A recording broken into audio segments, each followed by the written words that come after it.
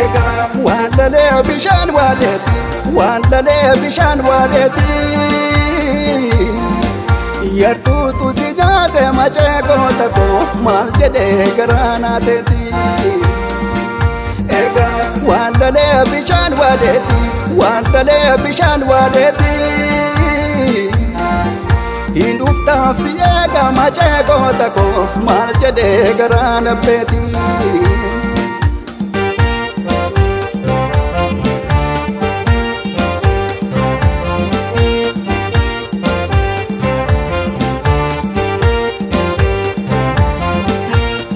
Yaga mana bate, wabib nagadam teta, ngada wabi polata, ngergati ko keseta, adu bondira bilika, ngafadu tumbekani, ngondi naganda matu, ina manne chaluni, yartutu sinyate sanike toti, nibafna umakesnuti.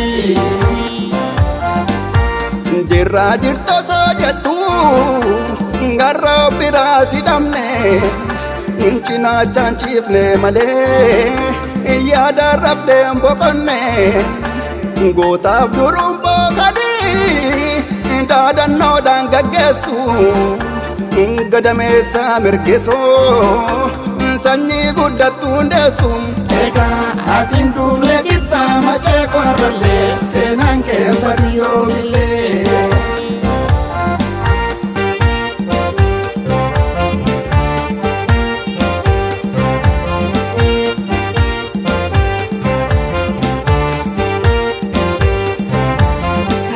Oromo make filate lupu toko kabdo sarsa kapaste. Jirenya soban jiratu kakate yodu te senang banenu fakete. Lamin ke bohe sif gado de harra dutis lamanjir tumali kanara. Guma ke sibab na gone tu dacha nutis duanek nutene kubacha. Ega unu matubasa gumanke naftu harasa ubaru sesatu. Ega, ega.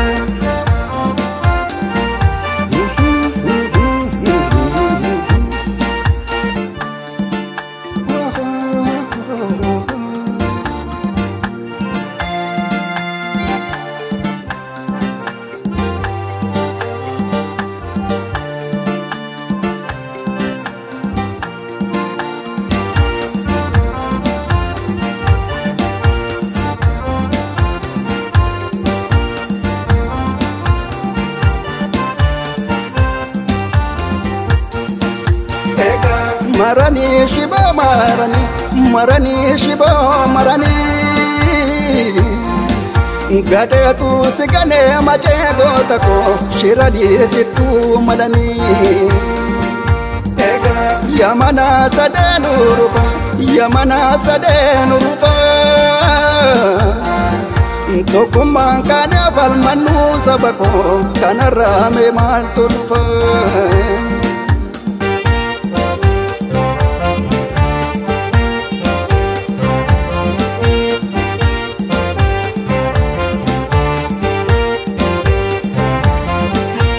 Jala ko pirata be gara maltu narafa nyate bulu sakabe koya nikache kopa gendufta pansiega dua ke ayuna manne sirbaf sura ke lano wai ke soti bubanne. Ega unu matubasa kumangel naftu ache ko nadambu kodu.